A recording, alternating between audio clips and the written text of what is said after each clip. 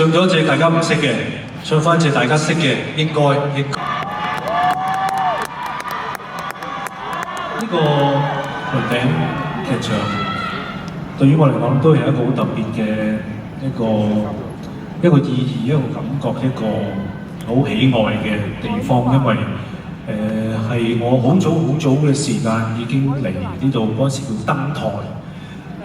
我記得嗰陣時應該係1992、93左右啦嘅時間，咁我就開始我嘅雲頂，一路到而家，哇！穿梭咗好多年，同埋好多次。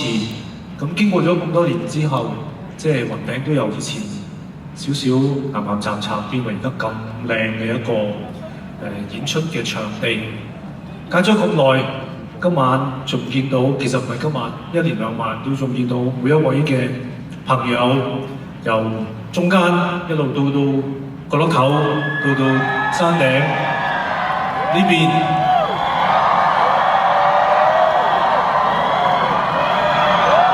係令我好開心嘅。即係人大咗咧，就知道幸福唔係必然。衷心多謝咁多年以嚟每一位喜歡我嘅歌嘅觀眾朋友。我會繼續努力嘅，我會繼續唱歌嘅，我會繼續希望帶到歡樂俾每一位嘅馬來西亞嘅觀眾朋友。多謝你哋，多謝。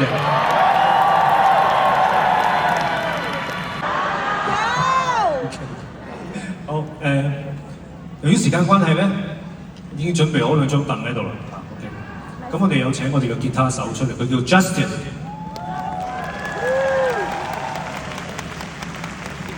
係。咁因為咧，我覺得咧，其實有啲歌咧，靜靜地一支吉他咁咧，可能仲有一個特別嘅感覺嘅。因為有啲歌咧，唔使隻隻都飛機大炮、天水圍城咁啊嘛，係咪？即係唔使隻隻都豎琴啊，又 violin 啊咁樣。有時咧可以靜一靜假格，好似食個甜品咁樣。我哋睇下呢個甜品係咩啊？我哋俾啲掌聲嚟自新加坡嘅 Joy。Thank you。